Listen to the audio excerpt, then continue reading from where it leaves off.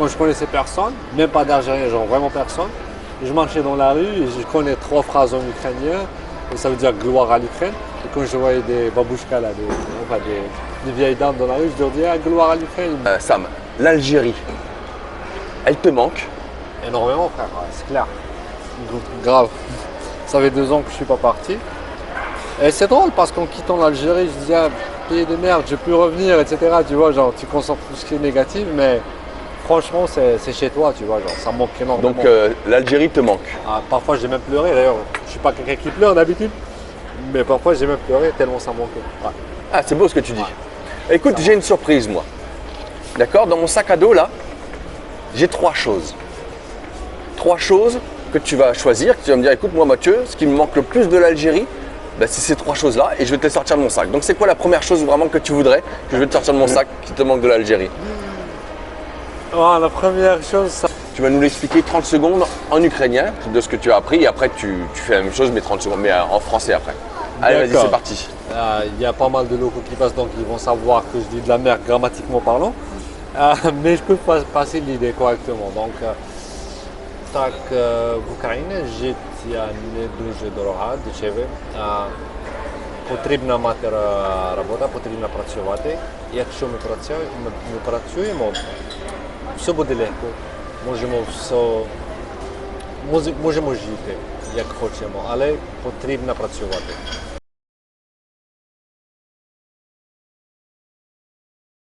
Salut Sam, comment vas-tu? Salut Matt, merci. Je vais bien. Ça va bien? Ça fait froid l'hiver. Il fait froid. Alors, on est où là? On est dans quel pays? On est dans quelle ville? On est où? On est où? On est en Australie ici? En ce moment, on est à Kiev. À Kiev. Et peut-être c'est un des meilleurs endroits où y être en ce moment. J'adore. J'adore Kiev. Ouais. Kiev en Ukraine pour les gens qui ne connaissent pas. Ouais. Kiev en Ukraine. C'est la capitale de l'Ukraine, ouais. Capitale de l'Ukraine. Alors toi, tu viens de où? Tu habitais où? Tu habitais en France? Moi, je suis algérien. Toi, tu es algérien. J'en ai 30 ans. Ça fait 3 ans que je suis ici sur Kiev. D'accord. Et qu'est-ce que tu faisais en Algérie? Alors, toi, tu es né en Algérie, hein, tu es 100% algérien, tu es né en Algérie, tu as grandi en Algérie, tu as fait les études en Algérie. Et du coup, tu as fait quoi comme études en Algérie? J'ai eu un parcours un peu drôle et très aléatoire. Je suis informaticien de formation, j'ai eu mon diplôme en informatique. J'étais basketballeur professionnel, à l'époque je pensais que ça va être ça ma vie. Et puis, pour quelle équipe, si les gens reconnaissent, il y a des Algériens qui nous écoutent? J'étais dans l'USM Alger, c'est un des plus grands clubs à la capitale. Et puis à un certain moment, j'ai fini par être ni l'un ni l'autre. J'étais musicien pour les années qui précédaient mon arrivée en Ukraine. Tu étais musicien? Ouais. Quel genre de musique? À la base, j'avais commencé par être un producteur hip-hop. C'est comme ça que je me suis accroché. Ouais. C'était quoi donc du coup le déclic de venir en Ukraine? C'était beaucoup plus l'envie de vouloir recadrer ma vie dans un autre cadre, de prendre une vie un peu différente, beaucoup plus académique, beaucoup plus prédictible, prévisible. Donc, comme je voulais tout refaire ma vie, je pensais que pourquoi pas le refaire ailleurs. D'accord, mais du coup, c'est assez facile pour les Algériens d'aller en Ukraine. Ouais. Et tu les incites tous à venir ici te rejoindre en Ukraine? S'ils viennent avec un plan. Avec un plan. Avec un plan, ouais, de se dire, voilà, on va… Si on vient avec un but, c'est un endroit que je recommande fortement. D'accord. Et c'est pas trop difficile pour obtenir le visa? Pas vraiment, c'est pas compliqué. C'est des visas de combien de temps que tu peux avoir toi, Sam? En fait, ça prend 20 jours, en gros. Il y a un détail un peu délicat là-dedans. Ouais, c'est comme ça que ça marche. Ça, c'est pas juste pour l'Algérie, en fait, c'est pour y aller en Ukraine en général, pour ceux qui ont besoin de visa. En fait, ça s'achète le visa ukrainien. Et ça n'a rien à voir avec l'Algérie, c'est en fait l'ambassade d'Ukraine qui est légèrement corrompue, dans le sens où ça coûte 350 €, tu l'achètes carrément. Tu es admis d'avance. Enfin, c'est pas très beau, mais c'est ce que c'est. D'accord. Et dis-moi, avant de partir de l'Algérie, tu t'es dit voilà, je vais vivre en Ukraine. Est-ce que quand même, s'il y a des Algériens là qui nous écoutent, est-ce que tu avais des stress, de la peur, des doutes de se dire oh là là, je change de pays, j'ai toujours grandi en Algérie, j'ai ma famille là-bas, je vais partir là-bas. Tu avais des craintes, des doutes, des peurs, quelque chose? C'était La réponse à cette question, ça a pris un an pour moi-même pour formuler la réponse. Parce que c'est une nouvelle expérience pour moi de vivre pendant longtemps loin de chez moi, de ma famille, de mon entourage. Donc, non, il y avait beaucoup plus d'excitation et de motivation parce que j'aimais, je voulais faire ça. Donc, c'était beaucoup plus positif les émotions. Mais après, avec du recul, après passer un certain moment, oui, ça te manque, tu commences à réaliser ce que tu as laissé derrière et puis bien sûr, ça te manque tout ça, ouais. Mais ça allait quand même, tu te dis ça va. Mais dans l'ensemble, l'émotion est très positive et c'est beau. D'accord, très bien. Tiens, dis-moi un petit peu, tu as été facilement intégré ici, à faire des amis, parce qu'il y a peut-être du coup des Algériens là qui aimeraient bien faire comme toi, mais qui se disent peut-être merde, moi je suis algérien, je ne ressemble pas à un Ukrainien, je vais arriver là-bas, est-ce que les gens ils vont m'intégrer, est-ce qu'ils vont pas être racistes, est-ce que je vais me faire des amis, comment que ça fonctionne et s'ils ont peur de se retrouver seuls là-bas? J'avais en fait toutes ces craintes avant de venir, avant de prendre l'avion. J'avais pensé à tout ça. Je suis quelqu'un de fier. Je n'irai pas m'installer dans un endroit où je pourrais être traité comme quelqu'un qui est inférieur ou un truc du genre. Pourquoi faire? Je pourrais rester chez moi tranquille. Donc j'ai pris tout ça en considération. Une fois venu ici, je pense pas que j'ai eu de la chance par rapport à d'autres, mais personnellement, il n'y a pas une personne que j'ai rencontrée ici, que ce soit ukrainienne ou étrangère d'ailleurs, ou bien même algérienne, avec laquelle je n'ai pas formé de très bons rapports. Et puis d'ailleurs, c'est en grande partie la raison pour laquelle je suis resté. Je n'avais pas une période déterminée dans ma tête combien est resté. Donc oui, c'était magnifique ma vie sociale ici, j'adore. D'ailleurs, dans 3 heures, je vais aller pour l'anniversaire d'une pote ukrainienne ici. D'accord, donc super intégration, il n'y a aucun souci à se faire par rapport à ça. C'est un peu très direct, genre dans le sens où c'est pas du racisme, ils sont curieux. S'ils connaissent pas grand chose de toi, peut-être il y en a qui sont pas habitués aux étrangers. Donc c'est pas du racisme, faut pas confondre. C'est à toi de leur expliquer d'où tu viens, c'est comment tu es, c'est quoi ta culture et comprendre leur et puis voilà. Donc c'est pas vraiment du racisme, c'est juste qu'ils ne te connaissent pas. Parce que toi, du coup, tu as voulu t'intégrer ici. Comment, toi, ton but, c'était vraiment de t'intégrer au pays, vraiment d'apprendre les us et coutumes, comme on dit, du pays? Je pense que j'avais pas vraiment trop réfléchi à ça parce que de nature, je suis quelqu'un de très sociable, je suis très, j'ai passé toute ma vie sur la route, donc j'avais pas trop pensé à ça. C'est des mécanismes que j'ai automatiquement. Je m'intègre les premiers temps d'ailleurs ici, quand je connaissais personne, même pas d'Algérien, genre vraiment personne. Je marchais dans la rue et je connais 3 phrases en ukrainien, et ça veut dire gloire à l'Ukraine. Et quand je voyais des babouchkas là, des vieilles dames dans la rue, je leur disais gloire à l'Ukraine. Ils me disent, genre, ils me voient. Il y en a qui me voient, qui se mettent louche et d'autres qui l'admirent, etc. Donc, je pense que c'était ma façon de voir les choses qui m'a aidé à m'intégrer plus rapidement. Peut-être qu'il y a eu des incidents négatifs, je ne l'ai pas remarqué de nature, mais je sais pas. C'est magnifique, sincèrement. D'accord. Et du coup, tu parles ukrainien ou russe? Je parle assez bien ukrainien, oui. D'accord. Je parle pas vraiment Tu as bien appris russe. comment alors? Parce que là, s'il y a des Algériens qui nous écoutent et qui se disent merde, bah moi j'aimerais bien aller là-bas, j'aimerais bien avoir son parcours, mais comment que je vais apprendre à parler ukrainien? Comment que tu as fait? À l'époque, je ne savais pas l'importance de ça, mais c'est un sujet super important pour tous ceux qui voudraient vivre en Ukraine. Ça, je l'apprends maintenant. Moi, j'ai pris l'ukrainien, j'avais pas trop longtemps réfléchi. Genre, je vis en Ukraine, je parle ukrainien. Simple, clair et net, tu vois, genre. Mais par la suite, je remarquais que c'était vraiment la bonne décision. Et si tu es un étranger qui parle ukrainien en Ukraine, surtout avec tout ce qui se passe politiquement, etc. Avec la Russie et tout, c'est tu vraiment. seras traité comme un roi. Ah ouais, ils adorent, ils apprécient ça. C'était pas la raison pour laquelle j'ai choisi de parler ukrainien. Mais tu t'es rendu compte à la fin que tu vas, comme tu m'expliquais, tu vas dans un magasin, ils voient que tu n'es pas ukrainien, parce que tu m'as dit, oui, souvent on te prend pour un Kazakhstan, pour un Kazakh, si tu veux. Ouais, parfois, ouais. Donc les gens, ils te voient arriver dans le magasin, direct, tu te parles en russe, hein, parce qu'ici, il faut savoir qu'évidemment, on peut parler ukrainien ou en russe, mais à Kiev, spécialement, tout le monde parle en russe entre eux. Donc du coup, tu arrives dans un magasin, ils te parlent russe, mais toi, tu leur parles en ukrainien. Parce qu'on parle russe. Parce que tu parles pas russe, tu parles ukrainien, même si c'est un petit peu similaire, mais tu parles en ukrainien. Et de là, entre guillemets, ils sont un peu choqués, ils apprécient énormément la démarche, quoi. Il y a eu même des cas où, parce qu'en fait, les Ukrainiens, il y en a qui parlent pas ukrainien. Tu vois, non, ça existe. Et c'est pas des gens mauvais, etc. C'est juste ils n'ont pas appris à parler ukrainien parce qu'ils vivaient dans l'Est ou bien. Et parfois, j'ai eu même des situations où la personne a été embarrassée. Elle a fini par me dire, je je suis embarrassé le fait que je suis ukrainienne et toi tu es ukrainien et j'arrive pas à te parler en ukrainien. Donc le sentiment il est bon.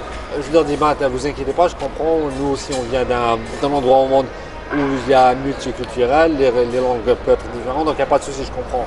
Il n'y a pas à avoir honte, mais oui, dans l'ensemble, D'accord. c'est magnifique de parler Ok. ukrainien ici. Comment tu gardes contact avec tes proches en Algérie? Je vais pas te mentir, bien sûr, avec la distance et le temps, on finit par perdre pas mal de rapports avec certains. Mais les plus proches, avant le Covid, je voyageais souvent vers l'Algérie, genre 2-3 fois par an. D'accord. Et avec le Covid, ça fait 2 ans maintenant que je ne suis pas parti.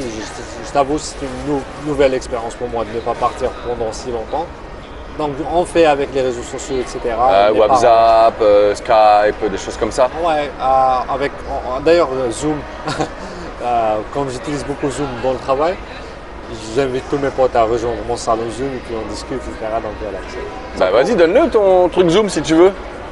En fait, c'est le Zoom du boulot. Ah Donc, d'accord. techniquement, j'ai pas le droit de l'utiliser pour des raisons Tiens, personnelles. justement, en parlant de boulot, d'accord, Ouais. qu'est-ce que tu fais ici? Maintenant, en ce moment, je suis project manager, bientôt être promu en autre chose, avec une compagnie très connue, une compagnie américaine qui s'appelle Science. D'ailleurs, ils sont les leaders mondiaux dans leur domaine. Ils font en gros, ce qu'on fait, c'est aider d'autres business à vendre. En gros, c'est à simplifier. Donc, ce qu'on fait, c'est qu'on trouve des clients potentiels qui sont des business aussi, pour nos clients qui sont des business. Donc, en D'accord. gros, je suis project manager. Et c'est un bon poste que tu as quand même pour l'Ukraine? C'est magnifique, surtout prendre en considération que j'ai pas de background.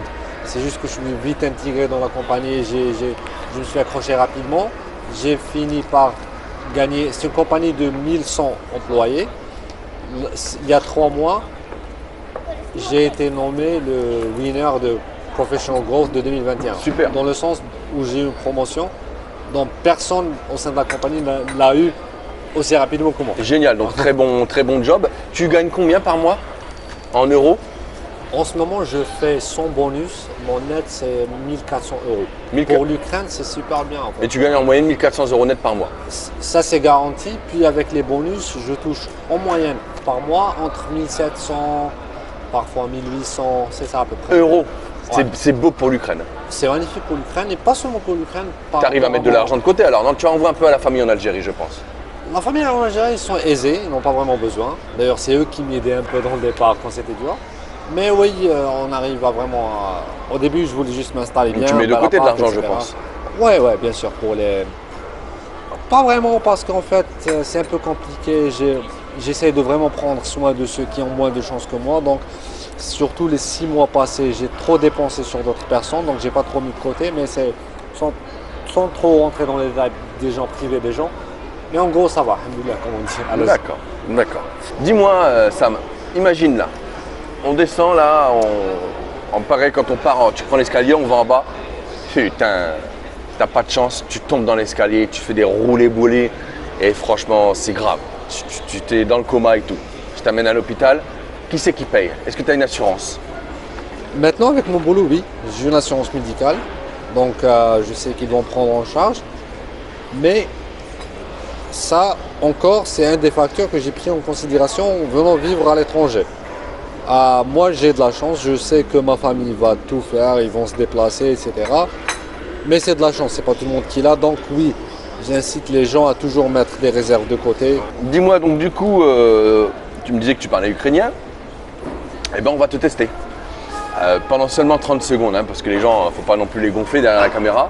Pendant 30 secondes, tu vas nous expliquer le coût de la vie. Est-ce que c'est cher, est-ce que c'est pas cher, les courses, le taxi, tout ça, le logement. Le coût de la vie en Ukraine, à Kiev. Tu vas nous l'expliquer 30 secondes en ukrainien, de ce que tu as appris. Et après, tu fais la même chose, mais 30 secondes, mais en français après. Allez, vas-y, D'accord. c'est parti. Il y a pas mal de locaux qui passent, donc ils vont savoir que je dis de la merde grammatiquement parlant. Mais je peux passer l'idée correctement. Donc, в Україні життя не дуже дорога, дешеве. Потрібна мати робота, потрібно працювати.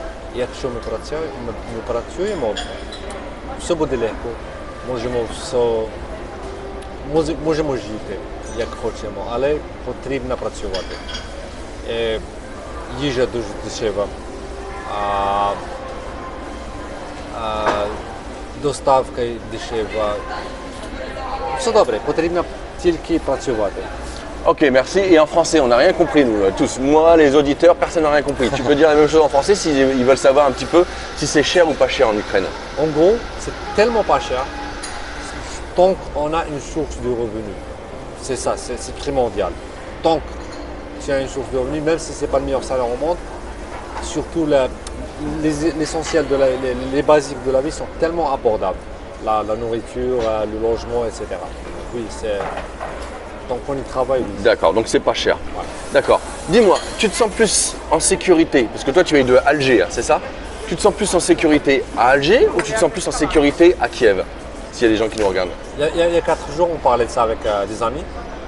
Avant, je pensais que c'était seulement moi, venant d'Afrique, d'Algérie. Je leur ai dit, les gars, c'est incroyable comment c'est safe, Kiev. Genre, on se balade à 4 heures. Safe, ça veut dire c'est sécurisé ici. Sécurisé, voilà, ouais. Et puis, j'ai fini par entendre la même chose d'autres expatriés qui viennent de capitales européennes, de London. C'est tout le monde qui est d'accord que c'est super sécurisé Kiev en fait. D'accord, donc c'est plus, on se sent plus en sécurité à Kiev qu'à Alger. Grave. Grave. D'accord, ok. Dis-moi, alors toi, bon, bah, toi tu gagnes bien ta vie, tu gagnes environ 1700, 1800 euros par mois, mais est-ce que tu connais le salaire moyen d'un salarié ici? S'il y a des Algériens qui veulent venir, du coup faire comme toi, c'est quoi les jobs recherchés pour les Algériens? Est-ce que c'est facile de trouver un job? Combien ils vont être payés, etc., etc. Tu peux nous parler de ça rapidement? Ouais, c'est un sujet très important. En gros, ouais, si tu demandes officiellement le salaire moyen, enfin le SMIC, etc., c'est 350 à 400 euros. Mais à Kiev, surtout, les gens gagnent un peu plus que ça. Les boulots d'entrée qui ne nécessitent pas d'expérience, généralement ça paye 500 balles par mois. En moyenne. C'est comme ça que l'Ukrainien moyen, étudiant, etc., il gagne 500, 600 balles. C'est juste. On peut vivre avec, mais juste. Pour les boulots disponibles, en fait, je vois que l'erreur que la plupart des Algériens font ici, c'est qu'ils se limitent d'avance pensant qu'ils n'ont pas trop d'opportunités. Donc, ils partent direct voir Uber.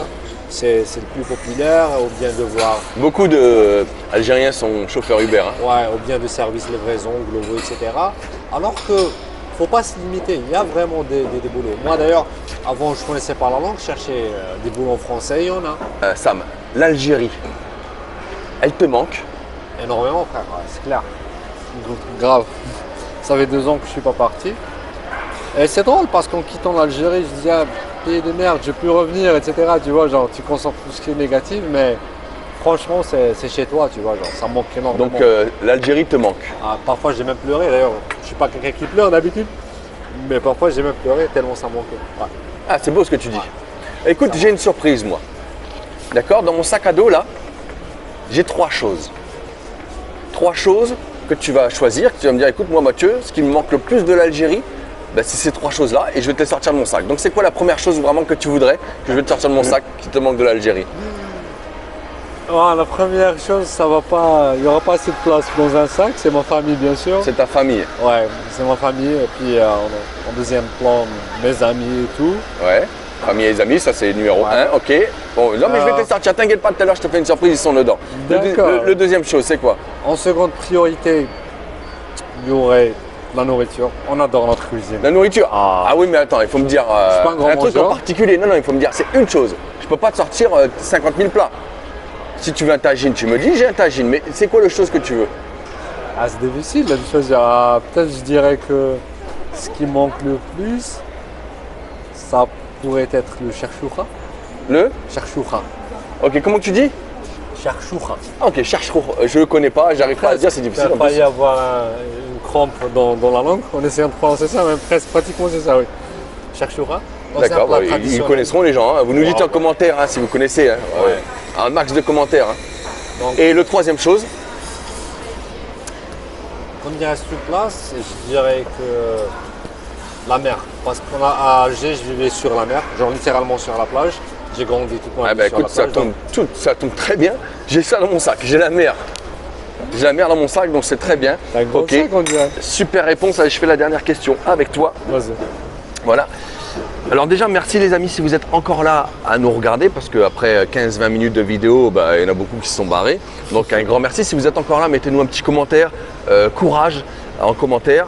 Et puis la dernière question, ça va être s'il y a des Algériens là qui nous regardent, ou bien même des Français, hein, des Français de France, des francophones, ou bien des Algériens, des Marocains, des Tunisiens, tout ça. Et désolé pour tous ceux que j'oublie, les nationalités que j'oublie qui sont francophones, les Canadiens aussi, tout ça.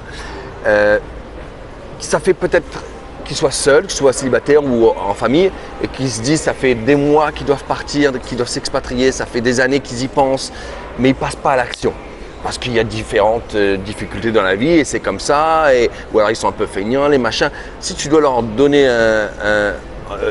voilà, leur mettre un petit coup de pression, un petit coup de pied au cul en disant allez bougez-vous, qu'est-ce que tu pourrais leur dire s'ils ont ces peurs-là, de pas bouger, oui mais moi j'ai ci, voilà. C'est quoi que tu pourrais leur recommander de bouger ici quoi? Moi, j'ai fait cette décision à 27 ans et je regrette tellement de ne pas l'avoir fait à 20 ans. Parce que oui, on trouvera toutes les excuses, les justifications pour ne pas penser. C'est ouais, ça peut paraître effrayeux de prendre un si grand pas, mais c'est vraiment pas aussi gros que ça qu'on part. Au pire, tu pars, t'aimes pas, tu reviens. C'est aussi simple que ça coûte un billet d'avion, puis voilà. Donc faut vraiment pas trop y penser, pas trop imaginer. Passe à l'action, tu le veux, essaye. Ça marche pas, tu reviens. Voilà. Et 9 fois sur 10, ça marche bien. Donc, super, c'est excellent discours. Un grand merci Sam pour cette petite interview. Ça m'a fait vraiment plaisir de te rencontrer. C'était génial, tu es vraiment une belle personne. Merci beaucoup. Grand merci à toi, Matt, sérieux. J'adore vraiment ce que tu fais. Et j'aime sûrement ton audience connaît ça, mais Matt, c'est quelqu'un qui aime vraiment, apparemment, je viens de connaître plus sur toi. C'est quelqu'un qui voyage un peu partout, qui travaille beaucoup pour les enfants et fait de la charité dans les hôpitaux. Donc, sincèrement, c'est un grand plaisir à moi non seulement de faire cette interview,